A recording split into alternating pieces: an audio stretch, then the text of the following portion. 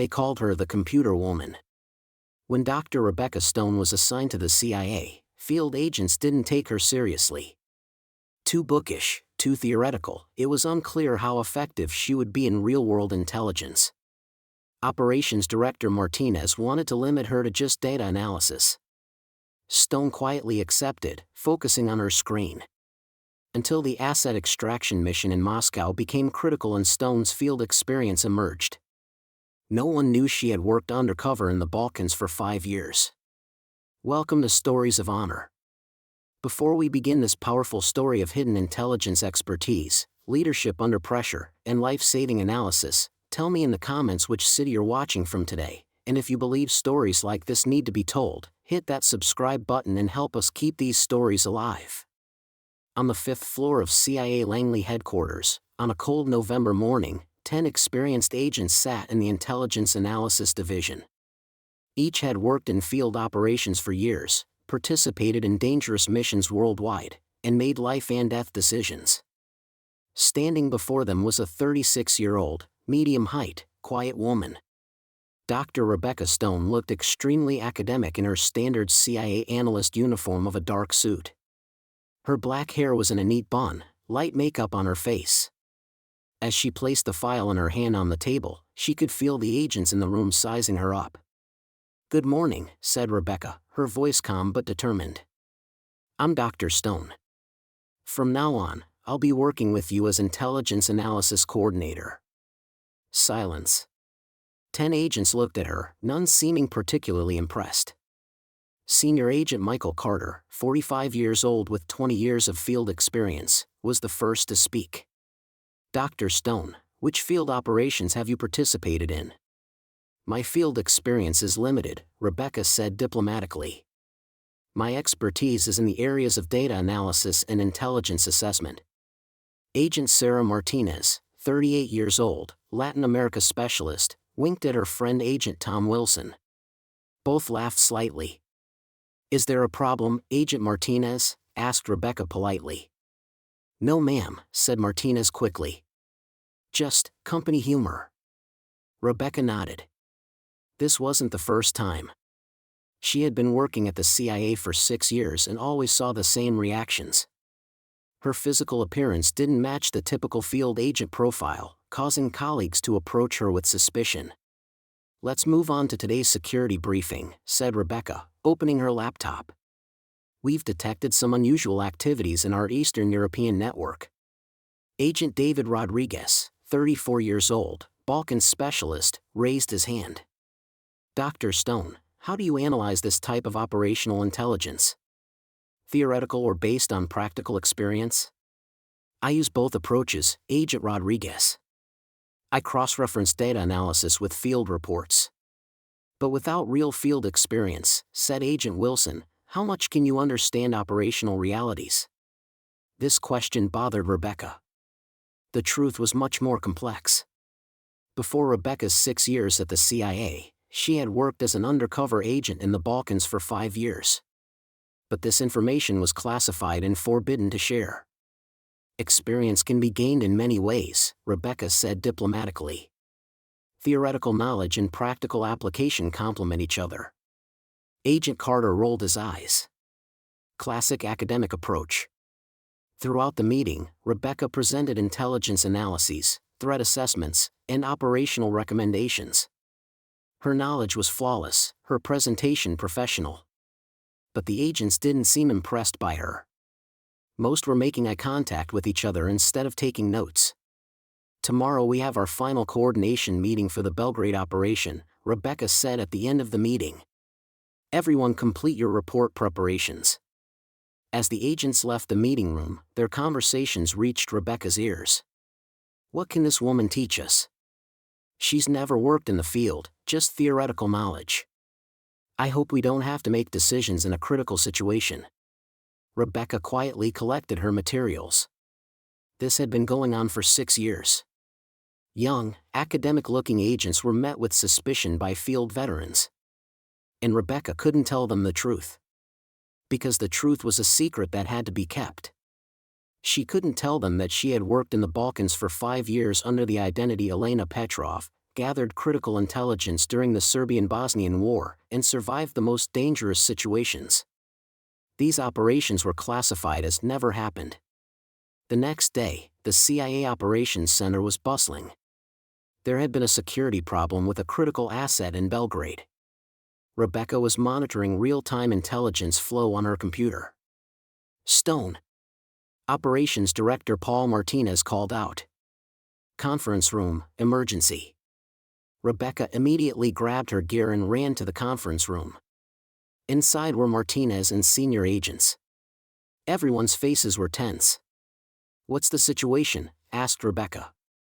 "Our safe house in Belgrade has been exposed," said Martinez. "We have 3 agents and 1 high-value asset inside. Extraction needed." Rebecca's heart raced. Belgrade, she knew that city very well. "Do we have a current extraction plan?" she asked. "We have standard protocols but no preparation for this specific location," said Agent Carter. "Can you do data analysis?"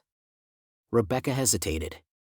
She knew the location of the safe house, the surrounding streets, escape routes, local security units' patrol patterns. Because she had established that safe house herself. "Of course," she said simply. "I can analyze." She went to her computer and opened Belgrade street maps. But the map wasn't necessary. She knew every street, every building, every escape point by heart. "The safe house is in Dorkal district," said Rebecca. "On Nemanjina Street.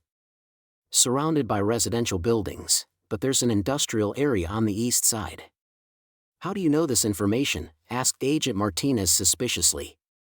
"From databases," Rebecca said quickly. "From regional analysis files." But she actually knew because she had walked those streets hundreds of times. "Do you have extraction route suggestions?" asked Martinez. Rebecca mentally drew the plan. Her old operational training kicked in. "There are 3 options," said Rebecca. "Primary route, south through Kalemegdan Park toward the Danube. Secondary, northeast toward Zemun district. Tertiary, west toward the main railway station." "Which route do we recommend?" asked Carter. Rebecca thought. Local police patrol schedules, traffic patterns, civilian density, she knew it all. Kalemegdan route is risky. Too open, predictable. Railway station route is crowded, easier to blend in. Zemun route is longest but safest. "Impressively detailed analysis," said Agent Rodriguez, surprised. At that moment, an urgent call came from the communication center. "Sir. Emergency transmission from the safe house. Hostiles approaching, extraction needed immediately." Martinez panicked. "How long for backup to arrive?" "Minimum 2 hours," said the operations officer. "Too long," Rebecca said quietly. "They need guidance now." "What kind of guidance?" asked Martinez. Rebecca hesitated. The moment of truth had come. Either reveal expertise or let agents die. "I can give them real-time navigation," said Rebecca. "Street-by-street guidance." "How?" "You've never been there." Rebecca took a deep breath. "Actually, I have." Silence in the room. Everyone looked at her. "What do you mean?" asked Carter. "I operated in Belgrade from 1998 to 2003. Deep cover. Under the identity Elena Petrov." Jaws dropped. Martinez leaned forward. You were a field operative?" 5 years. Classified operations. Files are sealed." Rodriguez stood up. "Holy shit. You're a legend. We heard whispers about Elena Petrov operations but..." "Details remain classified," said Rebecca firmly. "But right now I can save our agents there." Martinez nodded quickly. "Do it. Whatever you need." Rebecca went to the communication station, establishing direct contact with the Belgrade safe house. "Alpha Team, this is Dr. Stone. I'll provide navigation." "Copy, Dr. Stone.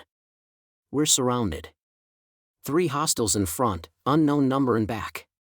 Rebecca activated her mental map. Building layout, surrounding streets, escape routes. Exit through the rear. Immediately left, 50 meters to Dubrovaka Street. There's a small alley on the right side. Copy. Moving. Rebecca monitored their progress, her mind racing through street layouts from memory. Through the alley, you'll come out on Francuska Street. Wait at the traffic light intersection.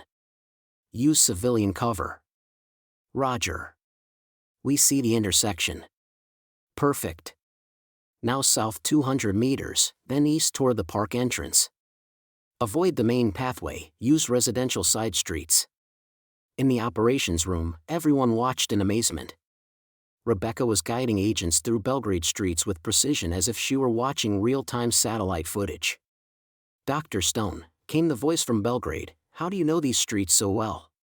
Long story, said Rebecca. Keep moving. You're almost clear. 40 minutes later, the extraction was successful. All agents safe, asset secured. Martinez turned to Rebecca, his expression completely changed. Stone, the Elena Petrov operations are legendary. You're the agent who infiltrated Milosevic's inner circle. Rebecca nodded quietly. Among other things. Carter stepped forward. Dr. Stone, I owe you an apology. We all do. It's not necessary, said Rebecca. Sharing classified information wasn't permitted. But tonight you saved 4 lives, said Rodriguez. Real field expertise, not theoretical. Martinez addressed the room. Obviously Dr. Stone's background changes everything. From now on, Balkan operations will be under her oversight. Sir, said Rebecca, I prefer to continue with the analysis role. My field days are behind me. But your expertise is invaluable, insisted Martinez. I can combine analysis and field experience. Best of both worlds. In the following weeks, Rebecca's status completely changed. Agents showed her different respect. Questions became more serious, collaboration more genuine. Dr. Stone, said Agent Martinez one morning, can you review extraction protocols for Eastern Europe? Your field perspective is valuable. Of course. I'll combine practical experience with current intelligence. Carter approached. Stone, the Belgrade operations are legendary among operatives. That identity switch, the intelligence gathering, textbook perfect. Rebecca smiled slightly. Teamwork made it successful. Local assets, headquarters support, timing.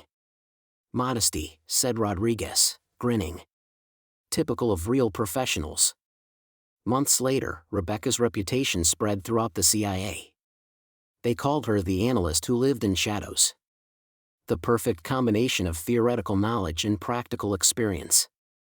But Rebecca's favorite moments were the conference room briefings. Her team, now genuinely her team, listening respectfully, asking informed questions, valuing her insights. Today's intelligence, said Rebecca one morning, suggests potential network compromise in Prague.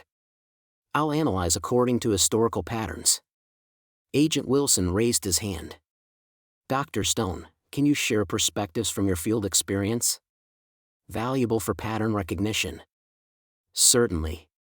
When we combine field operations with desk analysis, we see a fuller picture. Carter nodded. The best intelligence comes from both perspectives. Rebecca felt satisfaction. Not because of recognition, but because of the team they'd built. Analytical expertise and operational experience combined for protecting national security. Remember, said Rebecca, concluding the briefing, intelligence work is both art and science. Data analysis guides decisions, but human insight makes the difference. Yes, Dr. Stone, the team responded respectfully. Her secure phone buzzed, priority alert, asset compromise Budapest. Need immediate analysis. Let's go, said Rebecca, gathering materials. Martinez grinned. Lead the way, Dr. Stone. We trust your analysis, and your experience.